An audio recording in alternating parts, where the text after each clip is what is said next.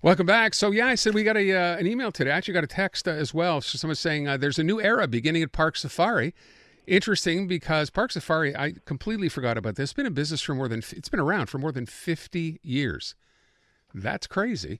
But something very unique is happening there, and I thought we'd try to find a little bit more. Jean-Pierre Ranger, who's been there, I think, since the get-go, is on the line with us right now. He's the owner of Parc Safari, their president.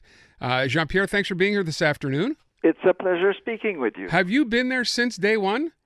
Well, I came here in three different stages. One of them was 72, 74 when the park opened. It then was owned by an American company, and I worked for them for 3 years. Circumstances of life had a headhunter invite me to go work elsewhere, and I came back 10 years later anonymously to help the owners of Parc Safari after the American company that owned the park went bankrupt. And I stuck around until 1997. I had cancer, left my associates with whom we shared ownership. There was three of us. And then in 2022, I was okay, as evidently you can tell because I'm still there. Circumstances of life had me. The people in the area, after the park had financial difficulty in 2021, asked the government to give me a call and say if I'd come out of retirement. And I've been here for 22 years. Wow. Busting my backside. Yes, thank you very much. Yeah. And having honestly, having fun. I'm from Saint-Henri-de-Mascouche, as it was called then. I'm a farm boy, and yes, I worked with a white shirt and tie for Air Canada and the CBC and the Cosmodome and the Palais des Congrès de Montréal.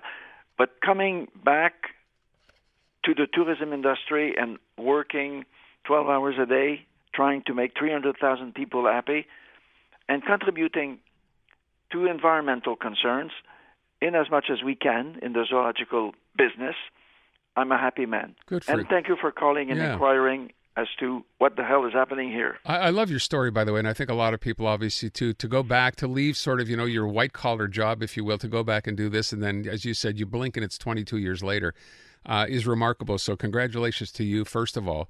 And then let's deal with the issue at hand. So I saw this, and I never would have thought of this, but now I'm thinking, what a great idea. My first reaction when I saw that you're going to do away with people driving their cars through Parc Safari was, this would be great for the animals. They can eat everybody. Then I saw that what you're actually doing is putting people in these special trucks like they're going on safari, and I thought this is brilliant. And they're electric trucks to boot. You don't see me now, but I can tell you that in my life, when I was in Ottawa for 5 years, maybe I had something to do with the idea that you would not smoke in meeting rooms. I owe that to Bell Canada. Bell did studies in the 70s. I had friends at Bell who sent me some of the research that was done as to what happens when people are having a meeting in a smoke-filled room. I used that with then President Johnson at the CBC, as I was then director and eventually vice president at the CBC, and said, look, I don't smoke. I'm rather inclined to do sports and take fresh air. Why don't we ask people when they are meeting to go outside to smoke? That migrated in the 5 years I was there, and eventually the federal government decided to leave the smoking out. That spirit guide is kind of, let's say there's an environmental concern at the root of this. And eventually, when the opportunity with Air Canada arose, I was 10 years with them, some decisions were made to give us seats in the airplane where people would not smoke. And in 1987 or 88, I don't remember, the Mulroney government, to the best of my memory, passed a law that there would be no smoking in the skies of Canada. I was there at the onset of taking measures to improve the quality of air on board the airplane.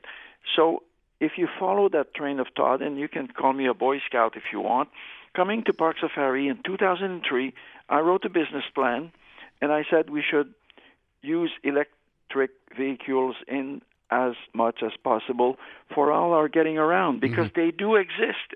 Golf carts on golf courses.